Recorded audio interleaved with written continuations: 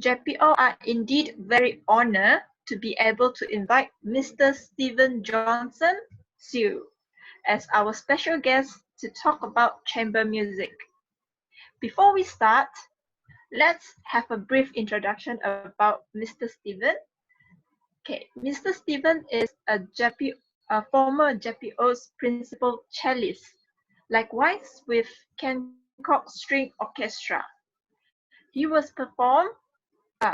performed across Europe, Asia, and North America, and received recognition for his chamber music playing, earning first prize at Ipoh Music Festival 2017 and Festival de Musique des Arts 2018. So, Mr. Stephen is current lecturer at UCSI and is a cellist of Romanceum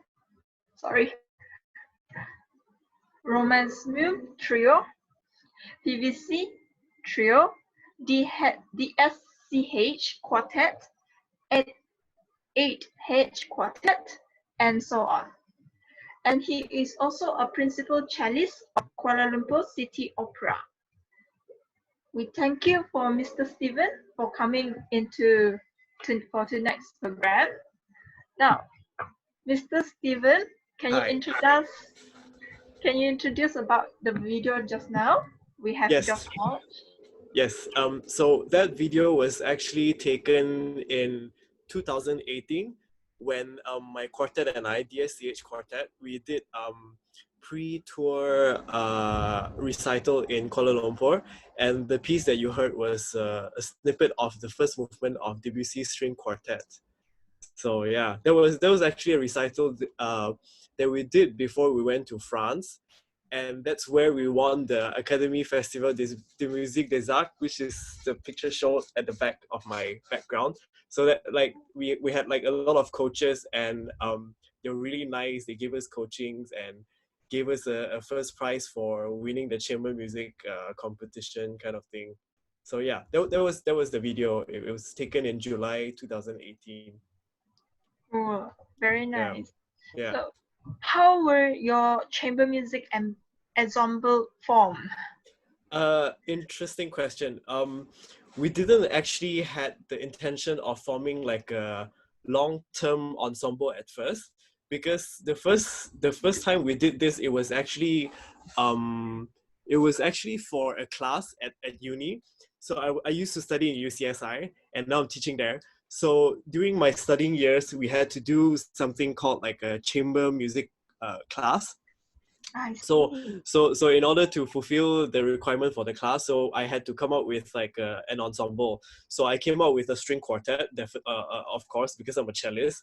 So that's where it came about. Actually, it just stuck around since 2014, I think. Yeah, so we've been together for 6 years now. 6 years ago. Yeah, yeah. Pretty long time. Yeah. So what have you achieved with the ensemble when you formed this group? Well, I did a lot of different things, not just with this group, but with DSCH, only DSCH. I did a tour to Kota Kinabalu once, actually back to my hometown. I'm from KK, and we went back to Hancock to give sort of like a master class to my juniors and some of my friends. And Yap Yu and Yap Chin was still studying there back then, and then also we did a few recitals around Semenanjung in KL. And then after that, we went to France together for the festival. And after the festival, actually, since then, we haven't been doing a lot of things because everybody has been busy doing a lot of things. But of course, I had a lot of other ensembles as well. Like last year, I was doing the 8H Quartet, which is short for 8 hands, because you have 4 members, right? So each member has 2 hands, so it's 8 hands. So 8 hands quartet was actually a quartet with Mr. Yap Ling and Mr. Teng Tek Wang from Cebu, and Miss Alice, his wife. So we did a tour in East Malaysia as well, which is quite interesting because we gathered together for like 2 days. And then after that, not 2 days, actually 3 days, I think it was. And then we did a tour to KK, to Cebu, to Bintulu, and then to Kuching, if I remember correctly. Yeah, so not very big things, but it's been quite interesting actually, because like playing in an ensemble is a very interesting thing. It's very different from like, let's say when you play in like by yourself or in an orchestra. So Mhm. like it's a different experience. It's an amazing one. I can tell everybody who's watching here. So yeah. Oh, by the way, for the attendees, if you have Yes. any questions to ask, please write in the Q&A box below. You can type your questions there, and we will read out your questions later. And Mr. Steven will answer it later. Yes, I'll try my best to answer them. Thank you, Mr. Steven. Yes. Another question: how Yes. is it to play in a chamber group? Is it different from orchestra playing? Well, as I mentioned just now, it's different in a way. It's a bit more demanding, I would say, because like, let's say if you play in a quartet, there's only one part to each instrument, right? So definitely you'll be super exposed. So if you do like a tiniest mistake, even if it's just a short, like your A is slightly sharper, then you will actually affect the entire intonation of the entire group. Oh, So obviously it's very demanding. You have to keep your ears open, and you have to always be aware of what your friends are doing, especially when, like, let's say if the first violin is having a melody, then okay. everybody should be listening to the first violinist, because he or she obviously has the melody, right? So you will have to follow if he or she has an inflection of the rhythm, not rhythm but the pulse. If he or she pulls back a little bit, gets a bit slower, then everybody will have to sort of like react at the same time. So in a way, it's different from an orchestra, because in an orchestra, there's usually too many people, and there's so many things happening at the same time. So like the conductor gives you an instruction, and then usually it takes people, especially if you're sitting at the back, like from my personal experience, usually if you sit at the back, right, you're usually just Yeah. daydreaming and you know what's happening. You're just like, oh. so so yeah, so like it takes a different kind of attention. If you're in orchestra, you have to be aware of what your friends are doing, and you're sort of like just joining into the crowd. Whereas with chamber music is different. You have to know when you Your have to part. stand Yeah. out. Yeah, you have to stand out, and then when you have to step back to let the melody come out, and then what can you do, or how can you play a certain passage so that you can support your teammates a little bit better.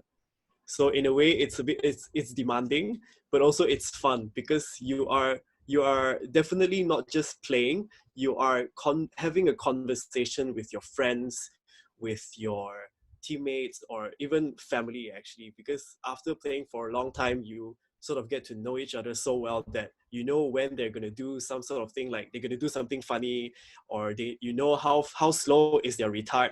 So you can sort of like know whatever they're thinking. So it's sort of like knowing a second family member kind of thing. So it's quite interesting. Okay. Yeah. There's a question from Cheng Hui Meng.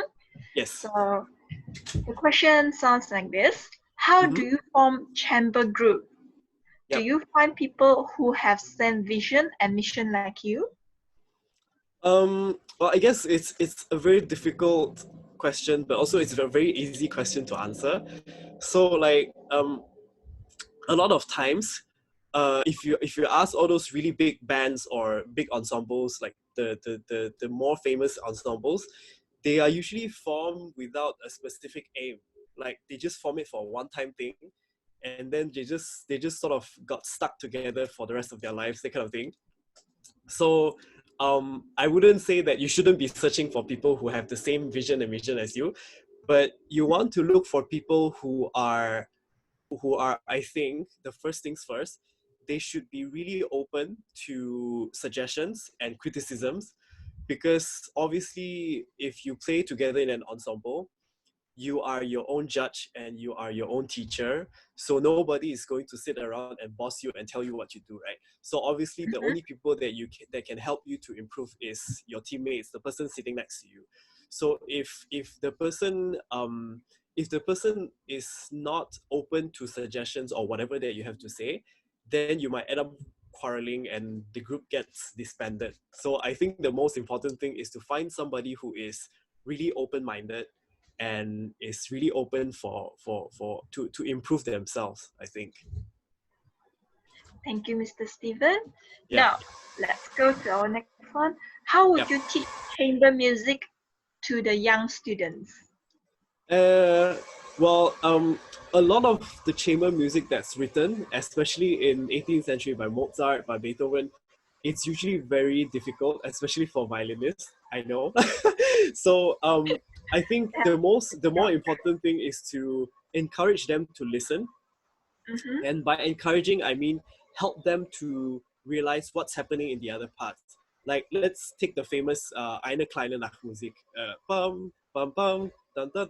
In the beginning 4 bars, it's usually just everybody playing the same thing, right? Unison. Yes. So at this time, what you should teach the kids or the younger people or younger musicians to do is to look at each other and see where everybody is playing in their bow. Like, are they playing from the frog, from the tip? And then when the first violin has the melody, pram, pa, da, da, da, da, da, da, what is the second violin and the viola doing? Are they doing semi-quavers? Are they doing quavers?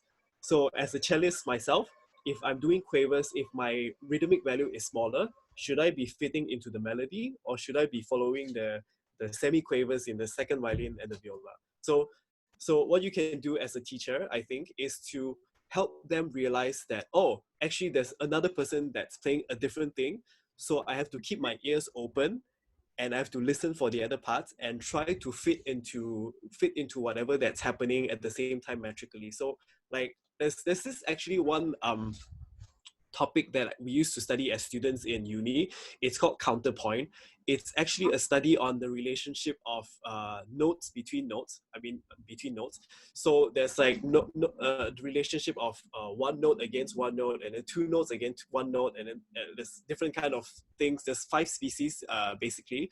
But the idea is to basically try to be able to fit, like if let's say if I have the smaller rhythmic value, you have to try to fit yourself into somebody who has a smaller rhythmic value. Let's say if I play a long note like a minim, then somebody who has a semi-quaver obviously has the authority to change the tempo if it's needed. So you as a person who's playing a longer note value, you will have to fit into whatever the person is doing. So let's say he's playing ta ta ta ta ta ta ta ta, then your minim will have to play, you have to sort of like pull your minim a little bit so that you reach into the third beat or the next bar together with the other person. So that's what we can do as teachers, I think. That's the most effective way. Thank you. Yeah. That's a new knowledge for me too. Yeah. So for our next question, are there any supplementary like sight reading or practices materials to learn how to play chamber music, or is it the same with like solo or orchestra? Well, with chamber music, I think it's very difficult because it's chamber music, so you have to play with somebody. So if in any case, like for now at this situation, it's impossible to get somebody to come to your house and sit together in an enclosed space and practice together, right? So what you can do is find a recording, a CD or anything like Spotify or Apple Music. Find a recording of an artist or a quartet or chamber ensemble that you really like. Listen to it a few times, and then whip up your score and try and play together with the ensemble. Because the thing is, like, chamber music is it's not something that you get if you practice a lot. It's something you get if you experience it a lot, I think.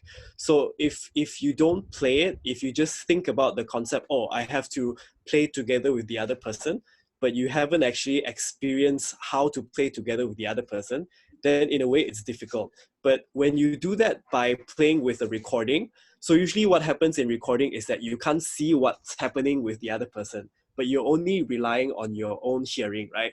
So in your own hearing, what you have to do is you have to rely on your ears to make sure that you know when is the retard, when are they going faster, what is the kind of tone color that the ensemble is creating, and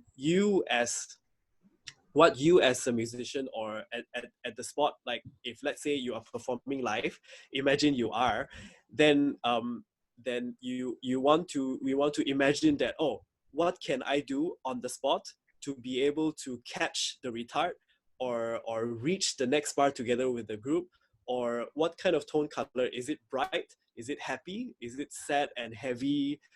So what can you do? So if you sort of like play together with recordings, ensembles, and you play with it a lot, then in a way your ears will be accustomed to opening up and listening to other people. So it's not so much as to like playing with other people per se, but if you practice playing with recordings, with CDs, then you are actually sort of teaching yourself to be more aware of what other parts and what other instruments are doing as well. So I think that's one very effective way, because that's from my personal experience, because I used to do that. I used to whip up recordings of Berlin Phil. That's my favorite orchestra, by the way. So I usually whip the recordings up, and then what I do is I used to print out scores when iPad wasn't a thing yet, and then I had to use the scores to put it in front of me, and then with my laptop on, I turn on the recordings and put in my earphones, and then I start playing together with the orchestra. So even though I don't look at the conductor, or I can't see the conductor at all actually, because I'm looking at my score, but it sort of trained me to be super aware of sounds. Like if you hear the speed of the bow, you can sort of detect like, oh, the sound is getting slower. So you feel like, oh, it's getting slower. So you want to react to that. I need to get slower so that I'm together with the orchestra kind of thing. So that's one way to sort of like practice, I think. Yeah. Okay, so for the next question, Yes. what advice would you give to your younger self? Wow. I Yeah, think this. what I would tell myself, my younger self, is to I would say trust yourself Mhm. and keep doing what you do, because I up to today I haven't regretted a single thing I did, and I'm really happy that I chose to study music, even though it's a very difficult path, don't get me wrong, but I don't regret a single minute of it. So I would tell myself to I would tell my younger self to keep going and keep fighting for whatever it is that you believe in and you're dreaming for. So yeah. Okay, Yeah. so now let's answer the question for the Yes. Q's and A's. There are a few So Q&As. yes. Yeah. So the first one is, how many hours do you practice every day? Good question. Yeah. There are, for me, I believe in smart practicing. So I'm not a big fan of practicing 8 hours a day. So that's probably why I'm not an international soloist also. But I'm very big on practicing smart, but not practicing it a lot. Because when you practice, the idea of practicing is to getting yourself accustomed to the idea of performing. So when you practice, you're essentially practicing how to perform, right? So if I have the mental capacity on, like, let's say today I have like, okay, I feel like I want to practice something, I will actually pick like a certain passage, like 2 bars, and I want to try and make sure that these 2 bars can be played perfectly. And then after I achieve perfection, sort of, in those 2 bars, I try and match with what comes before and what comes after. So it's more of like, if I feel like I have the mental capacity to practice, I will practice for a very long time. But my longest I've ever practiced is probably just 2 hours a day. And usually I take like a 10-minute break in between, like an hour and then 10 minutes and then an hour. Because I find that after sitting down for 1 hour, my mind just goes blank, and then my fingers just move automatically. I'm just on autopilot, and And so I feel like if I do that when I practice, that's not a good thing, because if I make a mistake, then I won't be aware of it. So if I'm not aware of it, then I won't be able to change it. So if I don't change it and then I repeat it 10,000 times, then I'm going to end up remembering the wrong thing instead of the right thing. So instead of doing that, why don't I just stop practicing, go take a break, come back, and then when I have the mental capacity to continue practicing and continue processing the music in front of me, then I'll do it again. So that is if I have the feeling of like, okay, I feel like I can practice today. But sometimes if I don't feel like practicing, what I'll do is I'll just take out my cello for 5 minutes. I will just do like an open string thing, like just play a long Wow. D and yeah. But what I do is I don't go into details. I just focus on the right hand. And so the right hand, as in like the bow hand, this is what the hand that we hold our bow with. So I will focus on like, how do I do a crescendo at the tip of the bow? Or like, let's say, how do I do a vibrato with the bow? Because that's impossible, right? But of course, Yeah. you want to make the impossible possible. So, be creative. So that's what I will do if I don't feel like practicing. I'll just do something interesting for myself. Then at least I'll spend some time together with the cello, and I've processed some sort of musical thought with my cello. Then I'll put it back, and then if I feel like it again, I'll take it out again. But if I don't, I'll just put it away until tomorrow. Then I'll continue practicing tomorrow, maybe. Okay, so Yeah. next we have a question from Ronald Yee. Ronald Yee, you Yes. can speak up your question. Yes. Hi, Ronald. You are muted, so we can't hear you. You need to press space bar, I think, or unmute yourself. Yeah.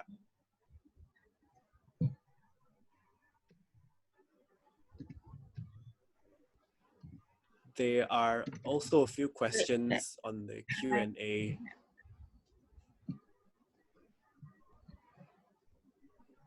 Okay, Ronald, are you okay? Okay, never mind. We go on first because there's some technical problem. Yep. Let's go on to the next question. Yes. Later we'll come back to you. Okay, so next one. So, Mr. Steven, were you in orchestra before?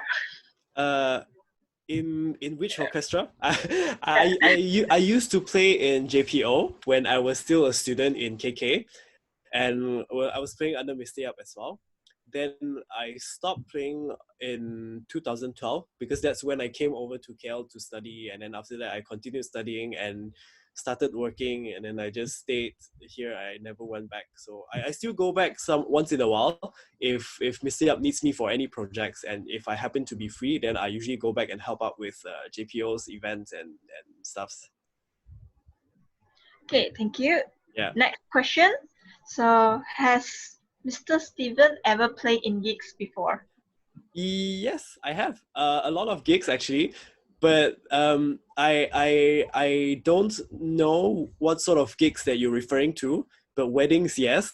I've also played for theater productions. Like last year we did this really I wouldn't say scary, but it's very real kind of theater production. It's called Next to Normal. If you guys are interested in theater, you guys should check it out, because it's about this mother who lost her son, and she's always hallucinating about talking to her son, but the family, the father and the daughter, the older daughter, is always triggered because they don't see the son, they don't see the younger brother at all, but only the mother sees him, and the mother is always like talking to the son, but actually she's talking to herself.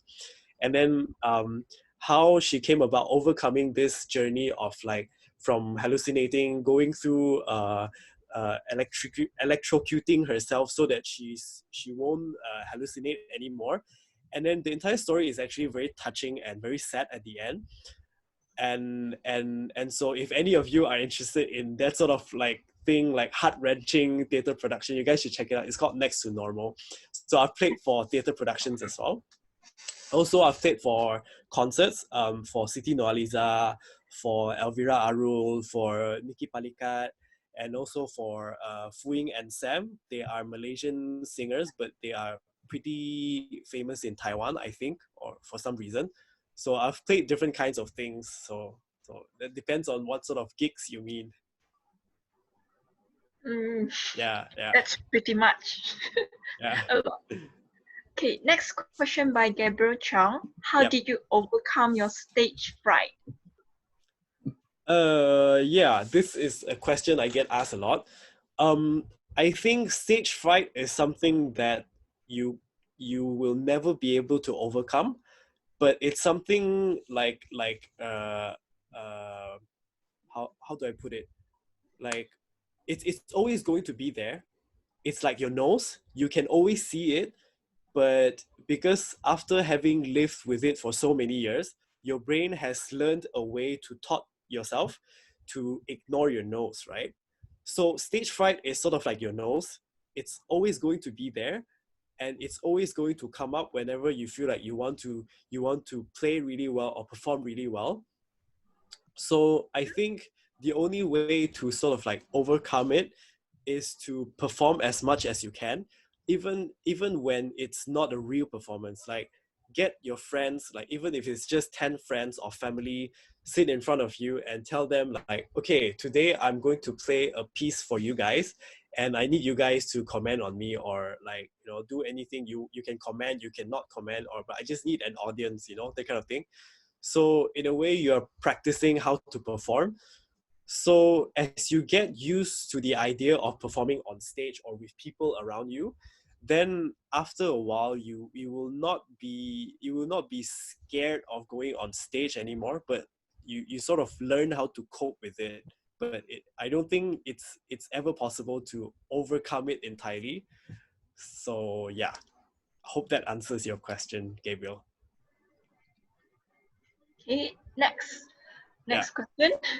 yeah. Has Mr. Steven ever performed Shostakovich's quartet works before? Shostakovich's quartet. Yes, actually, our name DSCH Quartet, the name DSCH is actually a musical motif that's often used by, it's not often, he always uses it. Shostakovich always uses DSCH because in musical analogy, DSCH in German, it actually means D, E flat, C, and then B natural. So if you sing it out, it's actually da da da da.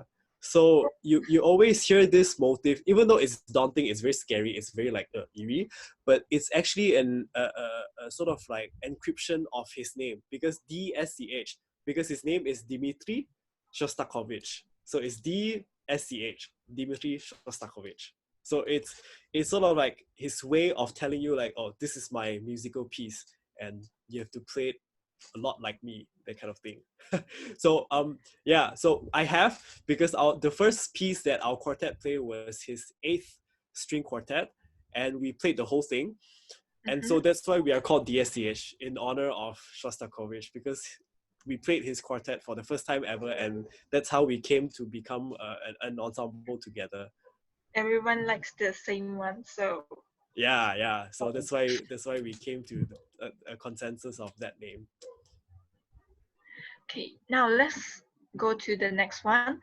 What Yep. are your future plans?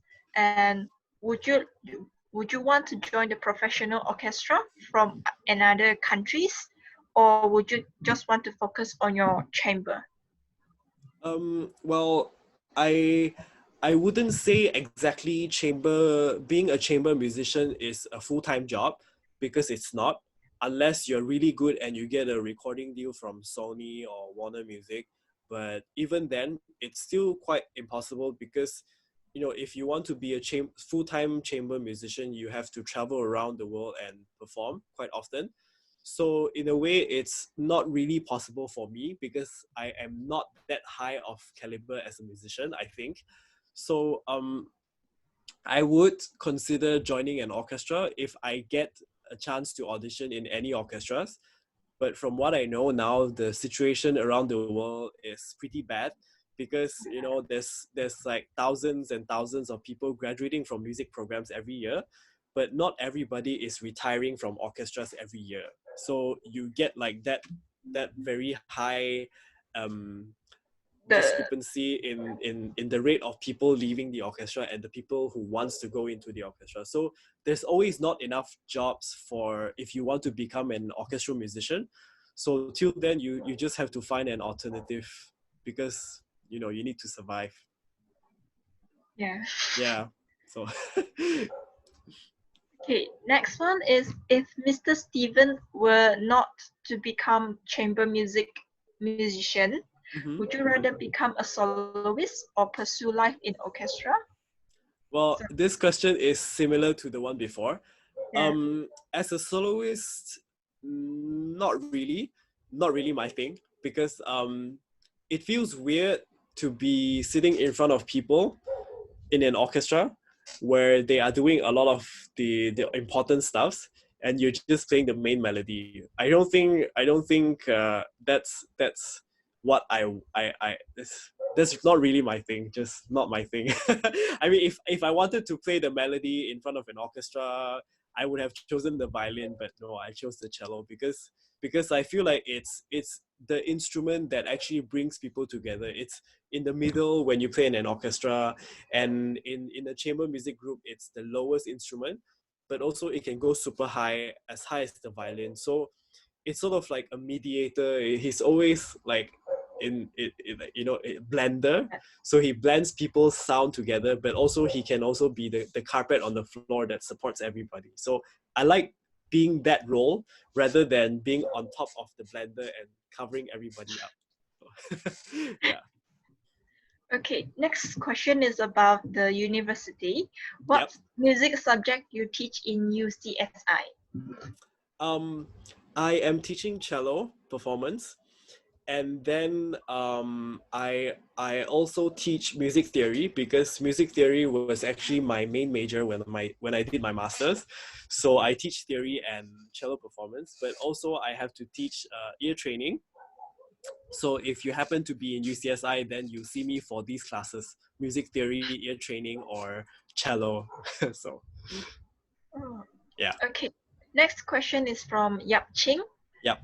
Hi, Sorry. Yapchin. Yeah. Have you ever considered joining any competition? Um, yes and no. So as I mentioned just now, it's as a cellist or as an instrumentalist, meaning like if you're not a pianist, you play an instrument. That means you have to always get somebody who can accompany you, and that's very difficult because getting somebody to accompany you, that means you need to get somebody who is of the same caliber as you and is also as open as you, meaning you're getting a chamber musician together with you, and you're not getting like a soloist or like an accompanist per se. He or she will not be accompanying you, but he or she will be presenting the music together with you. So in a way, when you if you're an instrumentalist, right, you have to sort of know how to be a chamber musician. And so far I haven't found any pianists that are really that are really open, as in like how do I put this? Like he or she, I found few people who are really like, just to put it this way, I found a few people who I really like playing with, but they're either really busy and they don't have time to rehearse, or they are really good in expressing themselves on the piano, but they're not listening to what I'm doing. So it's always like a mess when we play together, even though I like the way he or she plays. So it's always hard to find somebody who is like who has the same vision and mission as you. Mm, So yeah. it's a bit hard to find your partner like that. Yeah, Yeah. yeah, yeah. Okay, next question. Yep. What is Mr. Stevens' option of film music? Mm, on Yeah. film music, I think film music is an entirely different thing. I know studio musicians in 21st Century Fox where they really play film music full time, and that's crazy because as a studio musician, you are expected to be able to sight read everything at the spot. But film music in general is very interesting. It's a lot like Chinese orchestra music. The changes are very fast. it depends on the scene of the music. Like if you listen to let's say the soundtrack of Joker, or there's this soundtrack, what's I don't remember the name of the film, but the composer was Johan Johansson. It was about aliens coming in, and it was just about um very minimalistic, and it's just it's just that all the time. But it's very interesting because like it changes every 20 seconds. The mood changes, like suddenly it's bright, suddenly it's quiet, then suddenly it's bombastic. So film music is a very interesting subject and topic that we can go very further into, very deep into, but I think that deserves another session by itself. So yeah, it's interesting. Okay, because due to our time limit, so we have two more questions, but do stay tuned and write out your questions if you want, because the speaker will answer it by writing it later. Yep. Okay, so two more. Should music be more appreciated in today's world, Well, in your like opinion? like art in general, it's always going to be super subjective, because you like pop, I like rock, he likes something else, you know. So music in general, it's appreciated by people definitely, but in general, if you're talking about classical music or music that's a little bit more intelligent, that requires more effort into understanding it, I think in today's world it's a bit difficult, because in a society or today's world, everything is so fast. You can Google everything within seconds. So nobody is willing to spend like 10 seconds to try and understand, oh, what is this piece? What is the key or the harmony of this piece? What is happening in Schubert? Like Schubert likes to do C to E flat. What is C to E flat? C to E flat actually is, like, if you know theory, then you will know that it's chromatic median. But if you don't know, then go and find it out. What's it about? So like people don't want to spend like 10 seconds to find out what it is, but they want to just know what the song is about quickly, like, oh baby, I love you, that kind of thing. So it's not their fault really, but it's just how the world works. So it's, I think, yes, music in general can be more appreciated, especially those that are more intelligent, like classical music. Yeah. Okay, Yeah. so now is our last question, but do stay tuned. You can write the questions here and the speaker will help you to answer it later in Mm-hmm. writing. So last question is, if you had the choice, which instrument would you like to master beside cello? Oh, good question. I Yes. actually I actually wanted to learn the bassoon. I think the bassoon is a really cool instrument. And I was told by a friend, a colleague of mine, she told me that I have really long thumbs, if you can see. And I would be a really good bassoon player, because apparently for their thumb, right, they have to move very quickly between 5 keys. So my thumb is long enough to do that. So 1, 2, 3, 4, 5. So she told me that, oh, you would actually become a really great bassoon player. So it's a waste that I didn't learn the bassoon. So I actually wanted to learn the bassoon, but nobody was teaching in KK back then. So yeah, so the bassoon. Once again, we thank you, Mr. Stephen, and all our attendees